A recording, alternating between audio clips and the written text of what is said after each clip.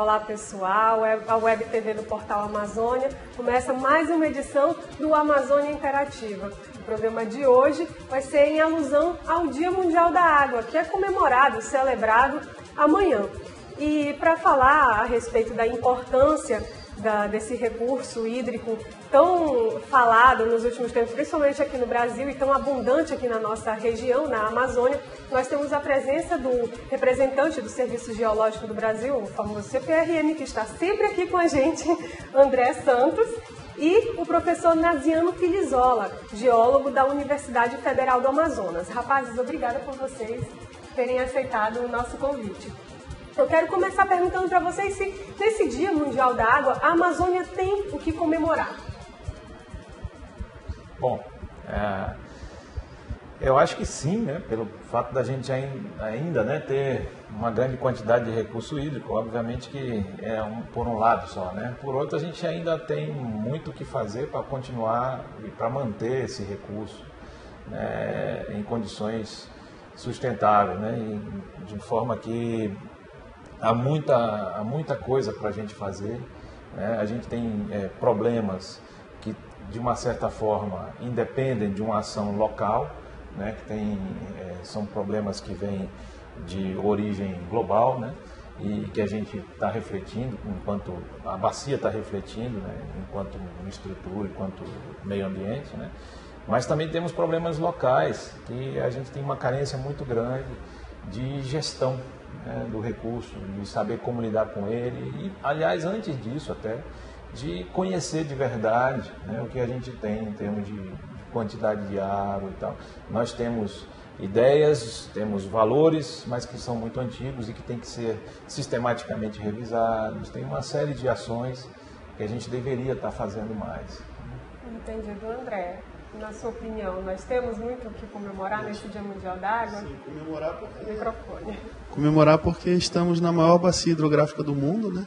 E isso é motivo de orgulho da população não só amazônica, mas brasileira, né? E em função desse orgulho, transformar isso em, como o professor Naziano falou, em ações que garantam o uso dessa água ou apenas a paisagem que essa água proporciona para as futuras gerações. Acho que esse é o maior desafio. Olhando essa imensidão de água na Amazônia, talvez as pessoas imaginem que isso é infinito, mas tanto qualitativamente quanto quantitativamente não é. Principalmente qualitativamente, que a gente está dentro de uma zona urbana, né? Então tem que transformar isso em ações, esse orgulho, né, em ações que garantam esse recurso natural para as outras gerações. Com certeza. E por falar em garantir esse recurso hídrico para as outras gerações, como é que está? Dá para a gente fazer um panorama da gestão de recursos hídricos nas capitais da Amazônia? Porque o CPRM já havia levantado essa questão aqui, né, em outras participações, de que os problemas que São Paulo enfrenta, né, que não só São Paulo, o Sudeste enfrenta hoje a respeito da escassez de água, diz respeito mais à gestão do que a questões necessariamente ambientais, né? Então, como é que está a gestão desse recurso tão abundante aqui na Amazônia nas capitais da região? Bom, de uma maneira geral, a questão da água está muito ligada ao saneamento. E o saneamento da nossa região ainda é muito precário. Bastante. Né? E a maneira como a gente consome água na região é uma maneira que contribui, ou que usa, né, de forma muito discriminada a água, né, sem controle. Né? Então nós precisamos de uma gestão de forma concreta, de um processo de educação da população, né? Educação e também um comprometimento maior das instituições com esse processo, né? Para que hoje a gente tenha uma quantidade grande, mas nas capitais essa quantidade ela já está sendo limitada pela qualidade, porque nós não temos controle do que jogamos dentro dos rios, não tem tratamento, né? O esgoto in natura é jogado dentro dos rios, né? Então tudo isso compromete a quantidade em função da qualidade que nós estamos forjando, né? Criando dentro dos rios, né? Essa qualidade tende a cada vez ser pior se a gente não fizer nada, né?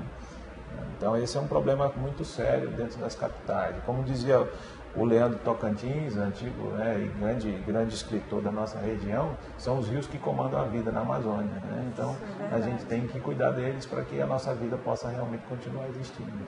Isso é verdade. E agora, para deixar claro para quem está nos assistindo, a gente fala em saneamento básico, né?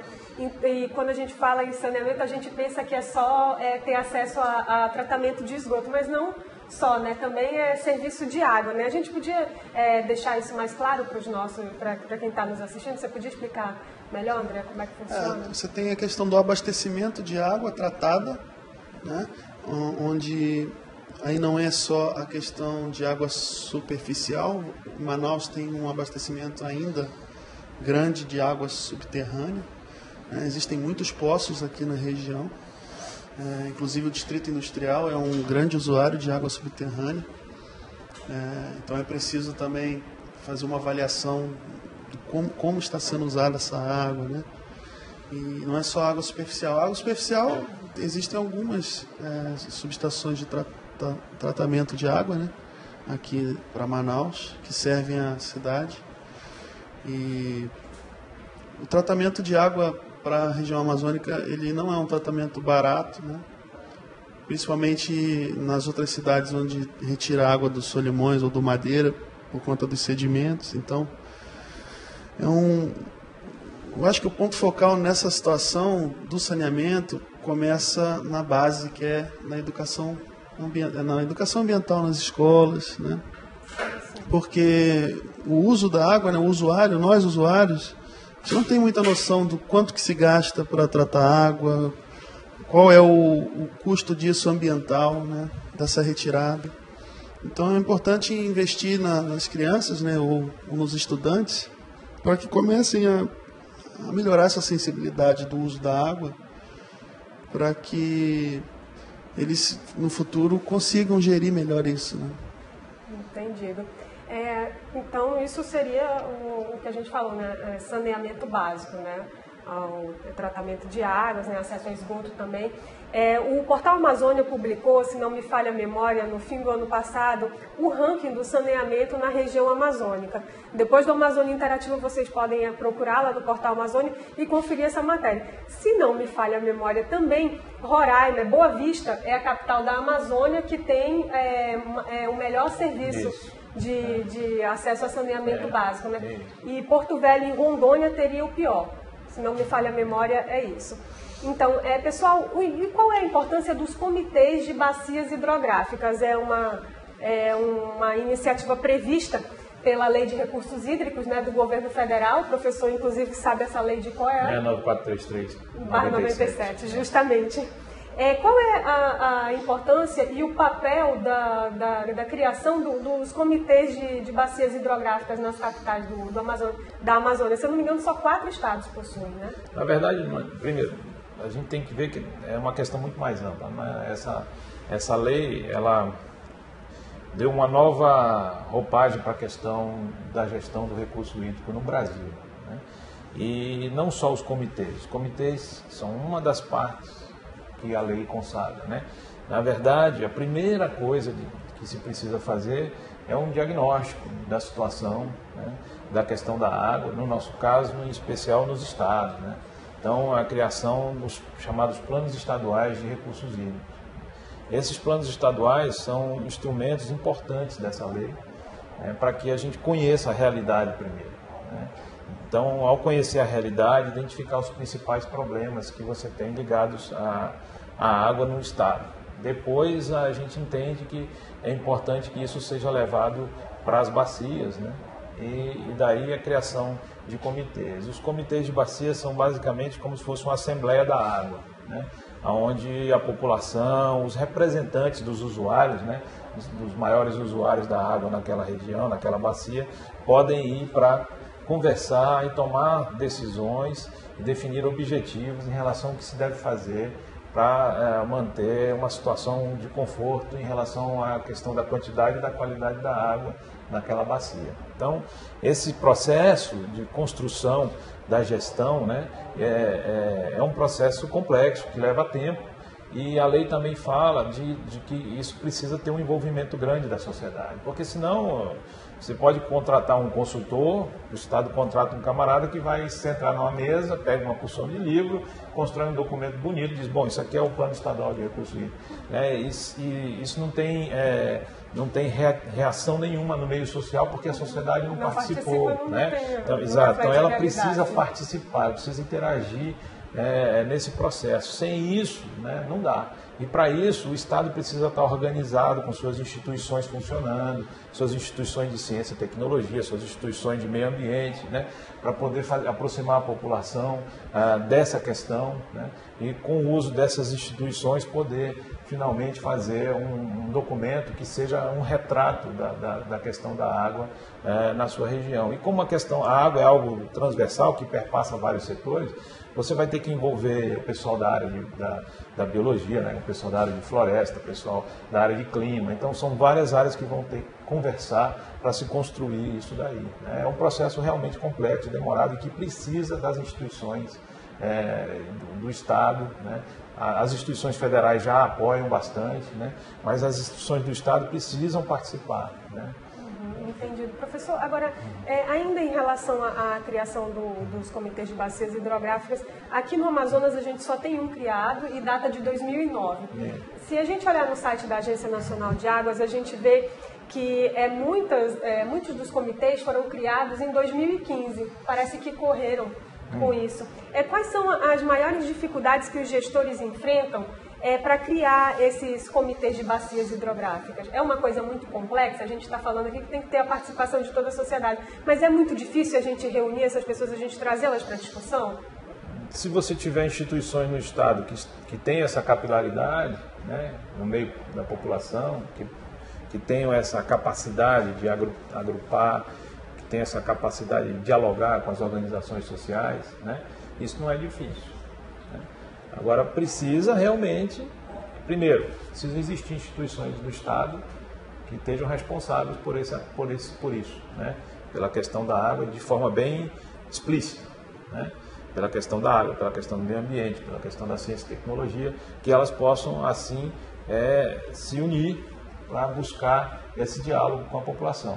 Porque isso envolve desde o ribeirinho, até o grande empresário ou a mesma empresa pública que são usuários da água.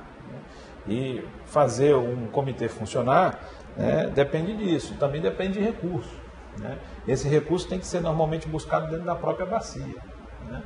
E quem é que está disposto a colocar esse recurso na mesa para poder mudar o cenário que você tem. Boa vontade, Tem que existir uma boa vontade, e instituições realmente fortes que possam se comprometer com isso. E André, do ponto de vista da participação do CPRM nessas discussões, quais são as dificuldades que vocês veem que os gestores enfrentam? Na verdade, isso que o professor falou é fundamental. Acho que, resumindo, seria a vontade política, Então, nós estamos aqui, por exemplo, num estado que não tem Secretaria de Recursos Hídricos. Então, já fica complicado o repasse do governo federal, já fica complicado a manutenção dos comitês de bacia ou a geração de novos comitês de bacia, porque o recurso financeiro iria fluir através disso com participação do mercado. Então, já fica complicado. A CPRM, na verdade, é um órgão que faz a manutenção e fiscalização de uma rede hidrometeorológica. Então, não estaria enquadrada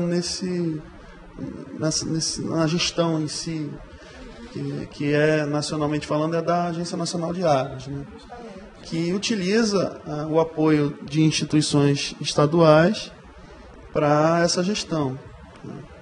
Seria, aqui para o Amazonas, estaria inserido dentro de uma Secretaria de Recursos Hídricos.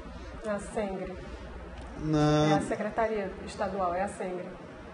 Não, esse é o meio ambiente, É SDS, na verdade, Ah, sim, SDS. Desculpa, porque a Secretaria de Recursos Minerais e é uma que foi extinta. Foi extinta, se não me engano, Foi extinta. Então, hoje nós não temos uma Secretaria de Recursos Hídricos na Amazônia. Já não temos mais. Não.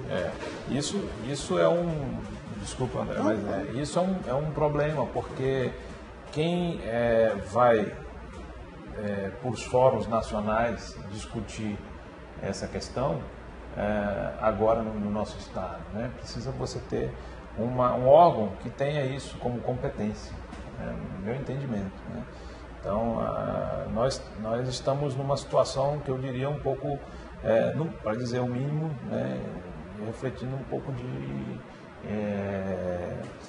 como é que eu posso dizer, um cenário um pouco nebuloso, né, nesse aspecto. Nós temos uma grande biodiversidade, uma grande diversidade hídrica, né, e temos uma janela de oportunidade para criar novas perspectivas de tratar o meio ambiente, né? Nós temos institutos de pesquisa, pesquisadores que já produziram muito material, muita coisa a respeito dessa temática, que precisaria ser revisitado para construir documentos que pudessem balizar uma política diferenciada, né, para tratar a questão ambiental no estado e não reproduzir o que a gente já teve em outros lugares, né? Então, fazer o desenvolvimento da Amazônia de acordo com o que já foi feito em São Paulo, é isso que nós queremos, para que daqui a alguns anos a gente esteja com uma crise hídrica também, né? Nós queremos desenvolver a Amazônia da mesma forma que foi desenvolvido na Malásia, né, tirando toda a floresta, né? Nós queremos desenvolver é assim que a gente quer. Eu pelo menos não quero isso. Eu acho que a gente tem uma oportunidade de ver diferente, de construir uma realidade diferente, né?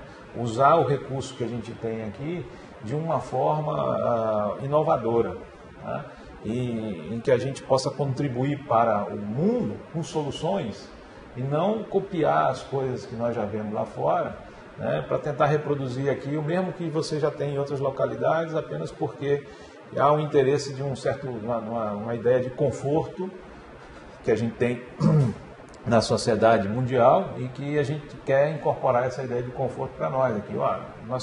Nós podemos criar uma própria ideia de que seja um conforto na região amazônica, por exemplo, com os nossos próprios meios, né?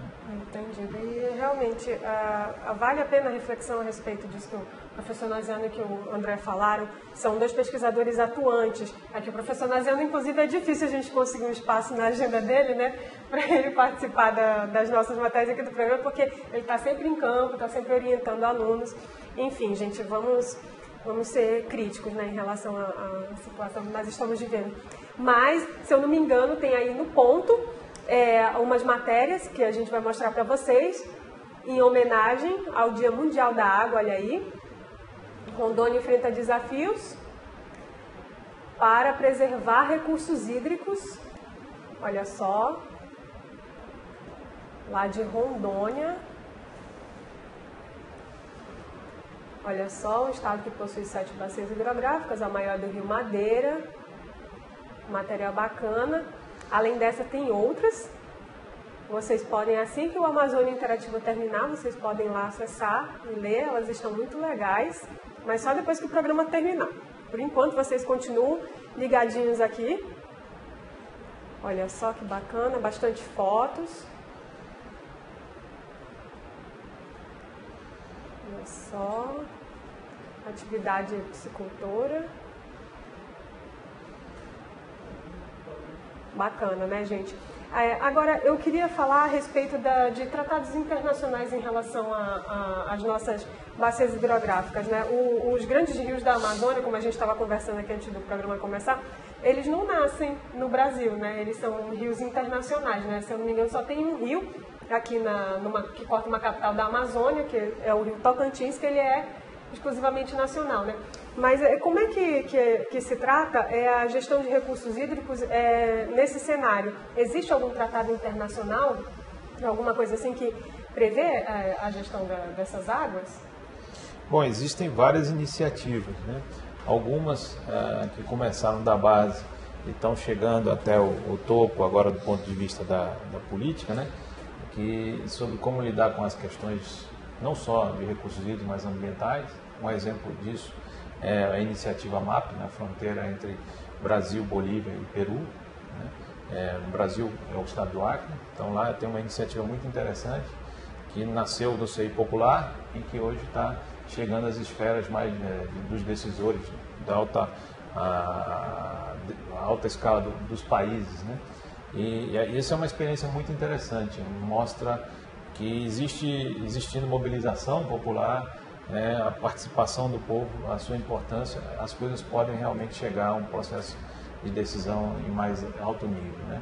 E existem outras também no sentido um pouco ao inverso, de tentativas de agrupar os países, os decisores dos diferentes países, para então desenvolver projetos que possam animar a sociedade, principalmente o pessoal da área de ciência e tecnologia, né, para trabalhar nessa questão de recurso hídrico, como é o caso do projeto do Global Environmental Fund, do GEF, né, que através da Organização do Tratado de Cooperação Amazônica, a OTCA, tem trabalhado no desenvolvimento de um plano de ações estratégicas voltada para a gestão do recurso hídrico na Amazônia, na Panamazônia, né?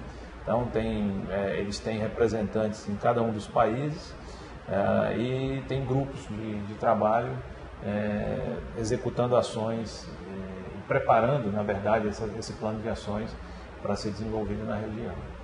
Bacana isso, né?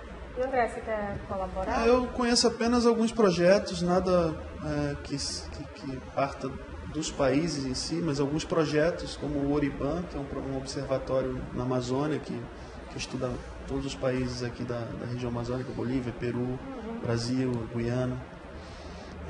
A ANA, que é a Agência Nacional de Águas, também promove algumas ações entre os órgãos que fazem o monitoramento e operação dessas bacias, como o Sename no Peru, junto com a CPRM no Brasil. Então, ocorrem alguns eventos que eles convidam todos esses pesquisadores, esses técnicos e promovem algumas discussões a respeito. Mas, assim, desconheço alguma coisa oficial que venha de algum... Agora, mata uma curiosidade, vocês fazem o monitoramento do nível dos rios aqui, né? Mas vocês também passam informações a respeito do nível dos rios em território internacional, como na Bolívia, no Peru, né? E se tratando de Rondônia e Acre.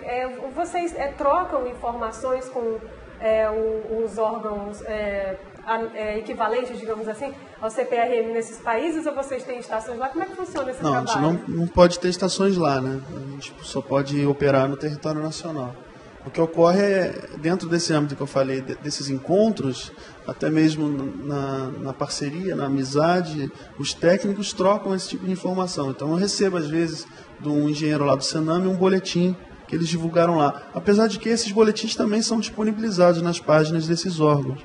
Mas ocorre, às vezes, eu receber na minha caixa de e-mail alguma informação, quando eles acham válido, assim como quando eu acho válido, eu mando para esse grupo, né? Alguma coisa que ocorre no Brasil. Mas eles têm essa preocupação de enviar para o Brasil, para nós aqui do Brasil, porque essa água, quando acontece uma cheia lá, essa cheia vai acontecer aqui. Ou tem tudo para que essa água... Acredita-se, né? Chegue nessa proporção aqui também. Então eles já mandam um alerta, olha...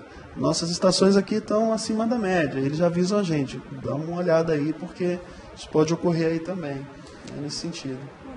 O André lembrou bem, o Observatório IBAN é uma iniciativa que vem desde os anos 2000, 2001, mais ou menos, que se consolidou em 2003, e de lá para cá vem trabalhando, tentando coletar essas informações ao tempo e à hora do que vem acontecendo na bacia, né, e disponibilizar para a população. Mas é uma iniciativa... basicamente francesa, com apoio dos países e dos órgãos dos países da Amazônia, né, e com acordos feitos bilateralmente, né. Então, agora a gente tem, nós inclusive na universidade somos o ponto focal desse observatório aqui no Brasil, na Universidade Federal do Amazonas, né. E contamos com a colaboração da CPRM também, que participa dessa iniciativa já há um bom tempo conosco. Agora, os projetos, na verdade, os acordos internacionais, as iniciativas internacionais, elas são muito importantes, porque a gente tem, apesar de uma grande produção de material científico a esse respeito, né, da água e do meio ambiente amazônico, muito disso ainda está lá fora, né? E a gente precisa trazer isso para cá cada vez mais, para que se discuta, para que essa informação anime também pesquisadores novos da nossa própria região. Uma carência que nós temos de fixar pesquisadores da região amazônica. Então, mas tem muita pesquisa, né, professor? Vocês têm bastante. Tem né? bastante, mas nós somos poucos, né? E precisamos cada vez mais de pessoas que se animem com isso, e principalmente de pessoas da região amazônica. E nesses países da Amazônia Internacional, o senhor percebe uma produção científica maior do que a que a gente tem aqui? Não sei precisar isso, mas existem grupos também que estão se consolidando nesses países, né? Nós, por exemplo, temos uma boa colaboração com o pessoal do Peru, né? O Instituto Geofísico do Peru é uma instituição com a qual nós temos uma colaboração forte, né? Nós agora também estamos começando um trabalho com o pessoal do Guiana Shield Facility, que é uma iniciativa que está sendo gerenciada pelo PNUD lá na Guiana, a partir da Guiana, né? Então tem várias iniciativas, mas elas só vão ter mais efetividade, né, a partir do momento em que os pesquisadores da própria região assumam essa responsabilidade, que a gente tenha mais pesquisadores. Né, Entendi. Gente, o nosso programa está chegando ao fim, mas antes eu quero pedir as considerações finais, começando pelo André, por favor. Isso que o professor falou é importante, precisa realmente ocorrer um investimento maior em formação de pesquisadores aqui na região. Eu não sou daqui, mas o que eu percebo é exatamente isso. A rotatividade de pessoas aqui é muito grande, então é difícil fixar pesquisadores aqui na região. Você encontra muita gente de fora que nunca pisou na Amazônia, falando de Amazônia, publicando sobre a Amazônia. Então, se você analisar a fundo, é um estudo um pouco vazio, né? Porque não tem um olhar da pessoa aqui, né? O pesquisador ele não esteve aqui para poder escrever com tanta propriedade aquilo que ele escreve, só com dados, às vezes dados de satélite apenas. Então, é preciso realmente que haja esse engajamento mais das pessoas daqui da região, estudando e gerando conhecimento daqui da região, não comprando pacotes prontos, como o professor Naziano falou, que até porque esses pacotes não se encaixam na realidade amazônica. Aqui, eu até brinco, aqui é outro planeta. Até as técnicas de medição têm que ser adaptadas para cá. A gente está falando de uma realidade hidrológica totalmente diferente, totalmente especial. Você não encontra em outro lugar, não encontra. Então, é preciso que haja esse engajamento, isso tanto da sociedade, da parte civil, quanto do governo. Eu digo governo mais local, porque se eu falar dos últimos 5 anos, dos últimos 10 anos até, ocorreu bastante investimento nessa área federal. Se olhar o custo de uma rede hidrometeorológica nacional, é um negócio absurdo, um valor muito grande. Então, mas é preciso que haja uma coisa mais aqui local. Né? Obrigada, André. Professor Naziano. Bom, primeiro, queria agradecer pelo convite, né? A gente tem muita satisfação de falar desse assunto, né? E também é importante deixar uma mensagem de que realmente, né, são os rios que comandam a vida na Amazônia, né? E a gente tem que tomar isso como um lema para todos nós, né? Para a nossa sociedade e para o nosso governo também. E a gente acha que é importante, por exemplo, o André colocou bem, nós hoje estamos aí com a reforma administrativa mudando um pouco o cenário das secretarias do Estado, né? Mas nós precisamos ter representantes, né, e instituições do Estado sólidas que possam nos representar nesse cenário de discussão da ciência e tecnologia, do meio ambiente, do recurso hídrico, né? Para que a gente não fique com um tesouro escondido, né? Sem poder usar dele de uma forma coerente, de uma forma mais, que eu diria assim, mais sustentável mesmo, né? Usando uma palavra que até já está um pouco fora do contexto mais global, né? Então a gente mais uma vez agradece, né? E eu estou sempre à disposição, né, quando o assunto for dessa linha aí. Muito obrigado. Obrigada a vocês, rapazes. Obrigada por vocês terem vindo aqui, contribuído para a gente fazer essa homenagem ao Dia Mundial da Água. E é isso, pessoal. Continue nos acompanhando no portal Amazônia.com durante a semana. E até sábado que vem.